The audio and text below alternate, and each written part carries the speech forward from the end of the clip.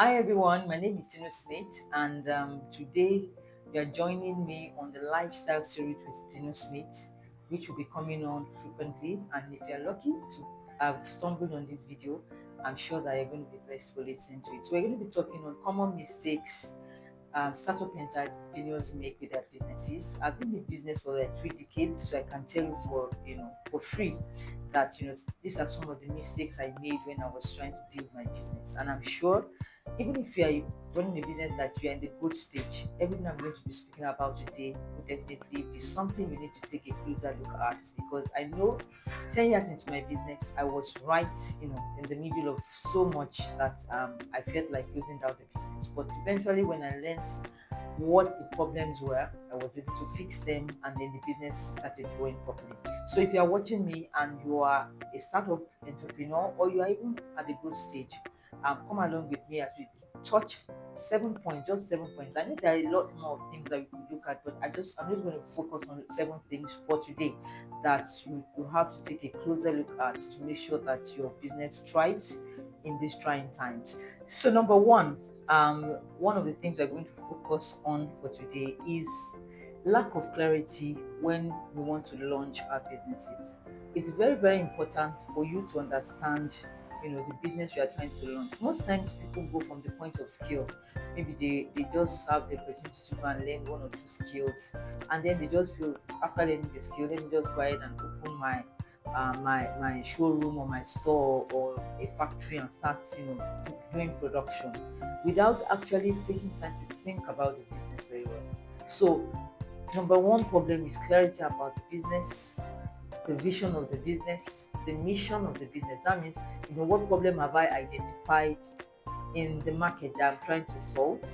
And then, who are the people I want to solve these problems for? Then, having a proper plan for the business is very important. If somebody wants to build a house, for instance, you cannot build a house without having a plan for the house. There must be, you must get an architect that will work on it and create a plan for the business, for your house. So also when you are trying to launch a business, you must sit down and write a plan for the business. What are the immediate things you want to solve in the business?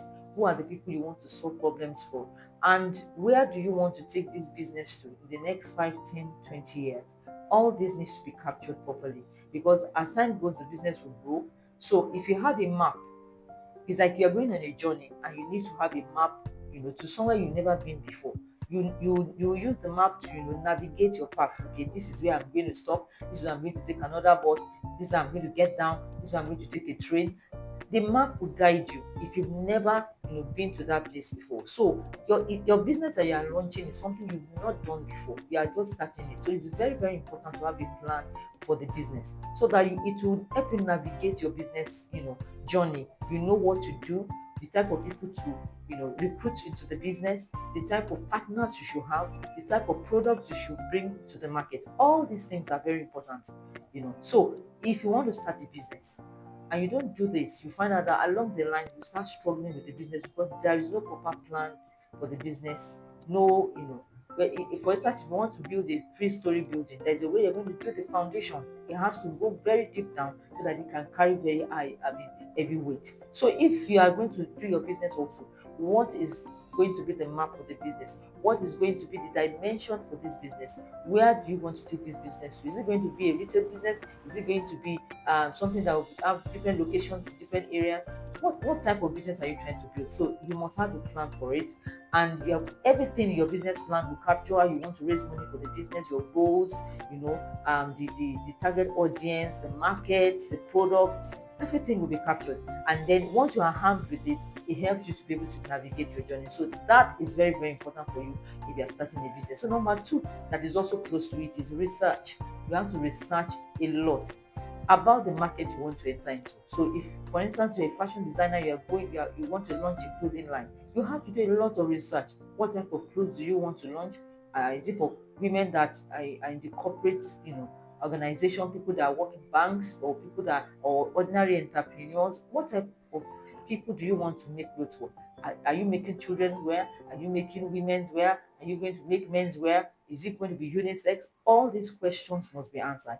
you must research the market you want to enter into. So when you research the market and you understand the market you want to enter into, it helps you to be able to navigate your journey. You'll be able to understand the market. You've done your research. You understand how you want to build the business, what part of the market share you want to take. Who are the people that they are going to assist you to make your dreams come true. What type of people should you recruit in the business? What type of skills must they have? All this will be done at the point of research. When you're able to do that, it helps you to make your journey easier. So if you're watching me today, that's number one, your plan. Number two is market research. Very, very important. You cannot, do without doing it. I remember when I started my business, all these 2 points, I did not do it. I didn't have a business plan when I started.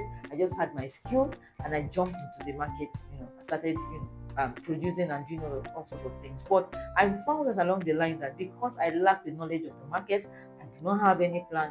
The journey was very, very tough. 10 years into my business, I was just going in circles until I went back to the drawing board to create a business plan and to research the market I'm into so that I will understand what are the demand is in that market I need to bring to the table for my target audience. So the next one that I've also noticed for entrepreneurs is we have poor financial management.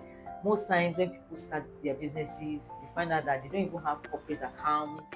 They have their personal accounts, and every money paid in by customer just goes into their personal account. So there is no accountability.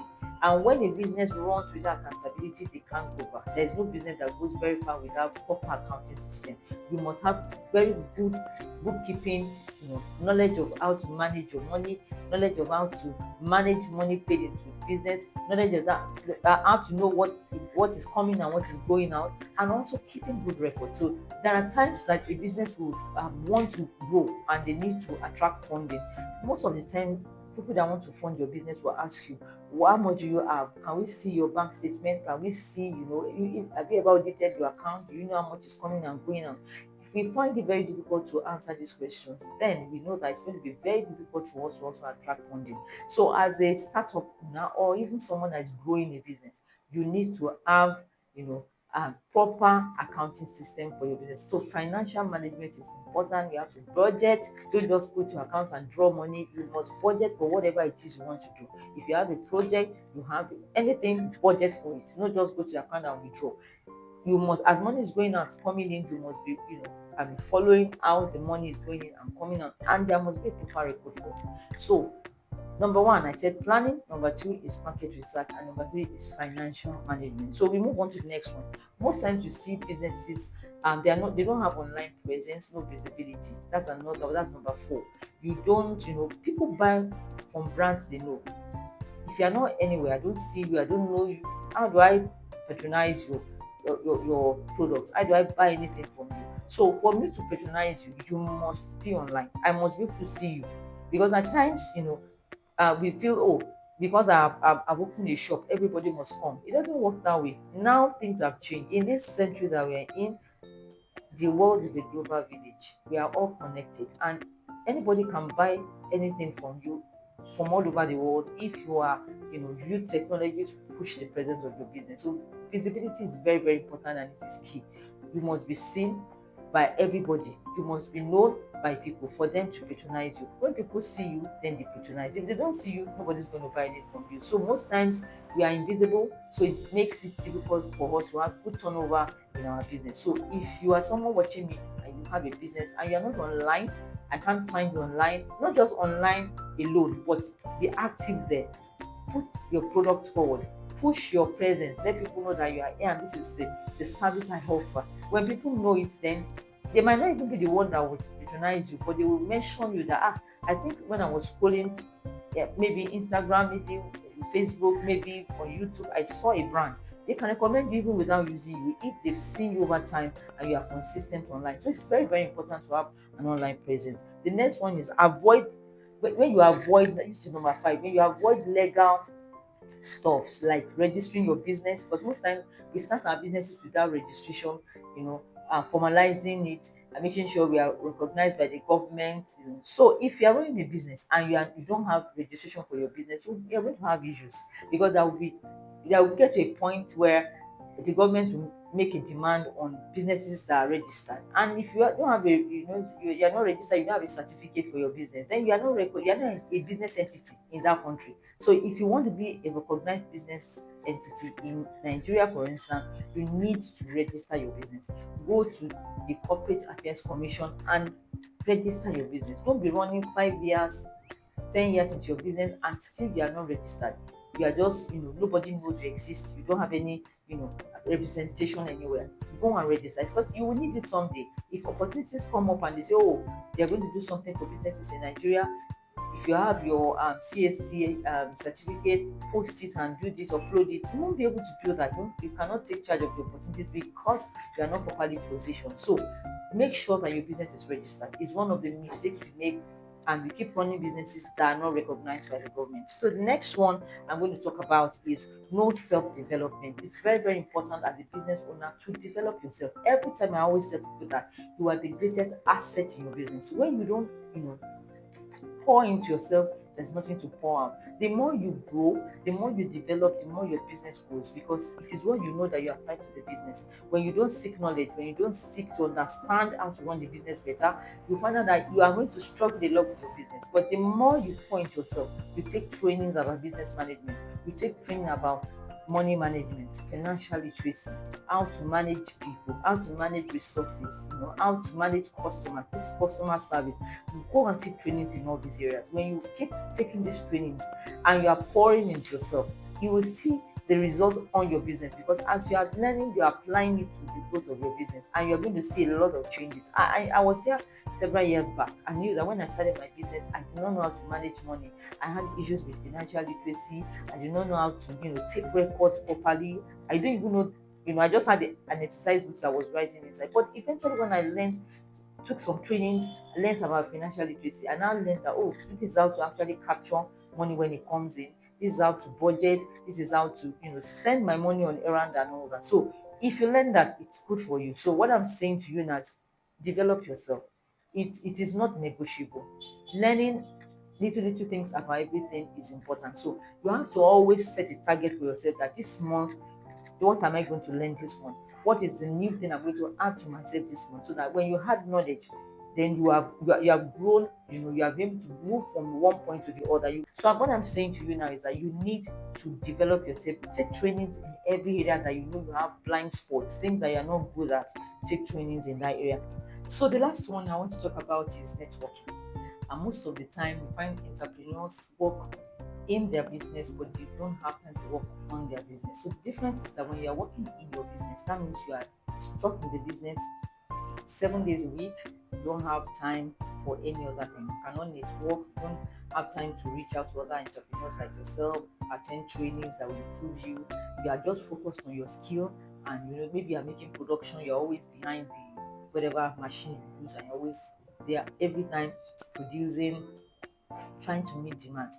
Whereas you forget that you need to work on the business. That means finding time to learn from others, interact with other people, attend trainings to improve yourself. So when you do this, you network, you meet people that you wouldn't have met, naturally. And because you're not moving out your business, you're always working on your business. You're always inside the business all the time. You won't have time to meet people. And most times, some of the problems we have as entrepreneurs, they're answered and the next person that we're going to meet. So if you take time to network, you find people that maybe they can solve one problem or the other for you. Not only that, even online, people find it hard to network online. They will be on groups online, different groups that should benefit them. They will never read any messages on the group. They will never contribute to anything on the group. They will never, make contributions in any area. And when you do that, you are the one losing out because you're going to lose out on valuable relationships you should build that would also help you to be able to grow your business because we learn from one another.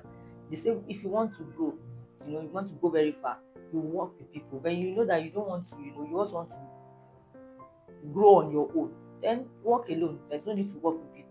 So when you go very far in your business, you have to work with people, you have to network with people, learn from others, and this will help you, to glean from other people's experience, glean from their knowledge, and then you add it to what you are doing. You see that your growth will be exponential because you are learning from other people, you are learning from books. Because at times some people their businesses, they don't even have time to read anything. They don't read, they don't have time to speak to anybody else. The only thing they do is open their shops and close it on daily basis, and it becomes a routine. So what I'm saying to you that is that you have to prioritize networking. It's very, very important to your growth, to the growth of your business, and how far your business will be able to go and evolve.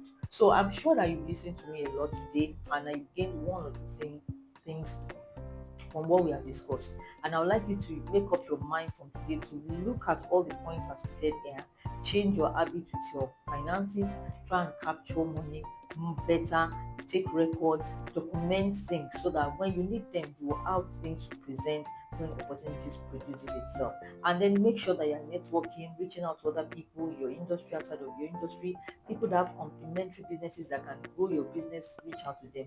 Part of networking is also networking with mentors and your peers that are also doing what you are doing, and even mentors that can hold your hand, that you can climb on their shoulders to see the future.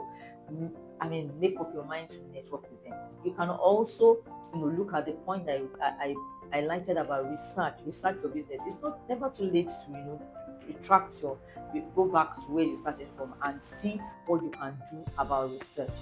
Find out more about your industry and how you can make the very best of it, how you can increase your market share. Very, very important. And your vision and your mission, very important.